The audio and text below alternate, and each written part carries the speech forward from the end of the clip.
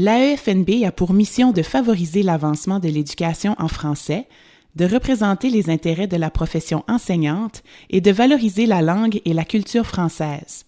Le financement équitable du système scolaire de langue française de la province anime l'AEFNB depuis longue date. Au cours de la dernière décennie, l'École francophone a vécu de nombreuses études, commissions et plans concernant notre système scolaire.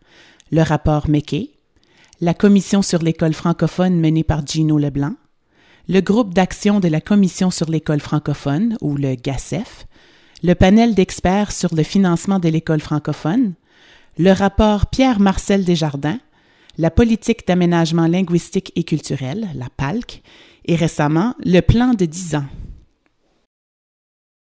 Depuis ses débuts, l'AEFNB a participé activement aux études, commissions et révisions du gouvernement.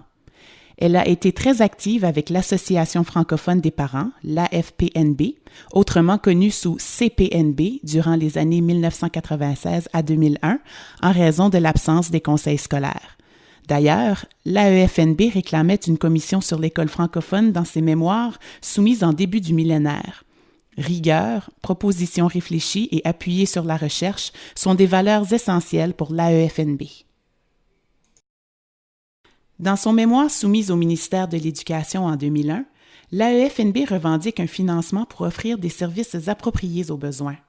En 2004, l'AEFNB réclame qu'une formule de financement en fonction des besoins des écoles en contexte minoritaire. En 2005, l'AEFNB revendique pour des ressources pour répondre aux besoins de tous les élèves, alors qu'un an plus tard, l'AEFNB demande au gouvernement du Nouveau-Brunswick de se pencher sur la question du financement et trouver une formule qui répond aux besoins des élèves et défis particuliers du système francophone. En 2009, l'AEFNB soulève que la formule de financement ne tient pas compte de tous les éléments du milieu où les enfants francophones apprennent. On préconise des conditions d'apprentissage optimales pour les élèves. En 2015, l'AEFNB est convaincue que de ne pas octroyer la pleine somme de l'enveloppe égalitaire va causer des torts irréparables à la communauté francophone. Les rapports du panel d'experts et de Pierre-Marcel Desjardins ont clairement ciblé et chiffré les besoins de l'école francophone en collaboration avec les 5 districts scolaires de l'époque. Et malgré ces nombreux rapports, les gouvernements successifs au Nouveau-Brunswick ont octroyé de très minces sommes pour la double mission de ces écoles francophones.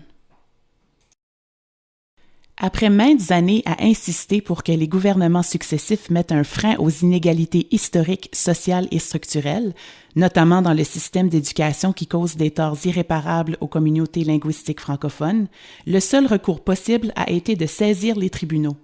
À ce moment, la voie de la médiation et de la négociation était catégoriquement refusée par la province et conséquemment impraticable. C'est donc en septembre 2015 qu'une poursuite juridique a officiellement été engagée contre le gouvernement du Nouveau-Brunswick.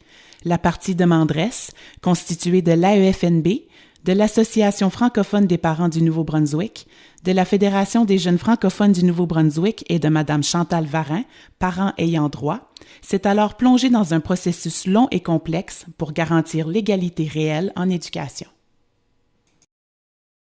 L'AEFNB désire souligner d'une façon tout à fait particulière sa profonde reconnaissance suite à la réception de l'appui inconditionnel des 26 organismes acadiens et francophones sur le plan provincial et national, et ce, dans le cadre du dossier de l'enveloppe égalitaire, devant aboutir à l'obtention d'un financement équitable du système scolaire francophone du Nouveau-Brunswick.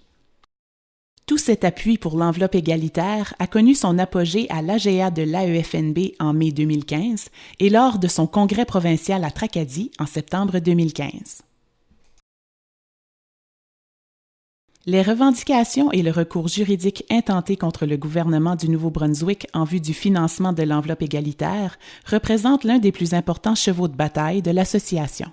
À la lumière de données théoriques et empiriques pour étayer ses arguments et appuyer la légitimité de sa démarche, l'AEFNB est foncièrement convaincue que seul un financement adéquat, répondant aux besoins réels des élèves du système francophone, permettra de remplir la double mission scolaire linguistique et culturelle confiée aux écoles. D'ailleurs, de très nombreux membres de la communauté francophone ont exprimé leur opinion lors de la révision stratégique des programmes du gouvernement du Nouveau-Brunswick, et il en ressort que l'éducation est un domaine dans lequel les coupes budgétaires sont très difficilement digérées. Ensemble, nous nous sommes tenus debout pour l'éducation. L'objectif ultime était l'adoption d'une formule de financement équitable pour l'école francophone, ce qui lui permettrait de mieux répondre aux besoins spécifiques des élèves qui la fréquentent par la mise en œuvre des initiatives ciblées par l'enveloppe égalitaire et, ipso facto, de renverser la tendance d'une érosion progressive de la vitalité linguistique et culturelle des communautés francophones néo-brunswickoises. Or, pour que l'école francophone puisse pleinement exercer son mandat communautaire, les élèves admissibles doivent d'abord la fréquenter, le personnel enseignant doit avoir la possibilité d'offrir des services éducatifs de qualité équivalente à ceux du système éducatif de langue anglaise, faute de quoi le recrutement des enfants de tous les parents ayant droit est potentiellement compromis. Les revendications des co-demandeurs étaient étayées par de solides constats tirés directement de rapports d'experts. Plusieurs spécialistes de l'éducation en milieu linguistique minoritaire et des droits linguistiques constitutionnels ont contribué à ces rapports et leurs observations sont sans équivoque. Les ressources sont insuffisantes pour supporter la mise en œuvre de la double mission au sein du système éducatif, incluant la petite enfance et le postsecondaire. Dès septembre, le recours juridique qui opposait les co-demandeurs et le gouvernement du Nouveau-Brunswick dans le dossier de l'enveloppe égalitaire a connu son dénouement. Cela constitue un pas décisif pour la pérennité du financement de l'école francophone au Nouveau-Brunswick. L'entente obtenue est une reconnaissance importante qui trace le sentier vers un engagement politique continuel qui transcende la partisanerie. Après maintes années à insister pour que les gouvernements successifs mettent un frein aux inégalités historiques, sociales et structurelles, notamment dans le système d'éducation qui cause des torts irréparables aux communautés linguistiques francophones, on peut finalement applaudir la décision de la classe politique de régler ce litige par une entente à l'amiable, sans faire appel aux autorités judiciaires. Le financement équitable du système scolaire de langue française de la province anime l'AEFNB depuis longue date et l'organisation est fière d'avoir mené ce dossier avec ses précieux co-demandeurs et la communauté.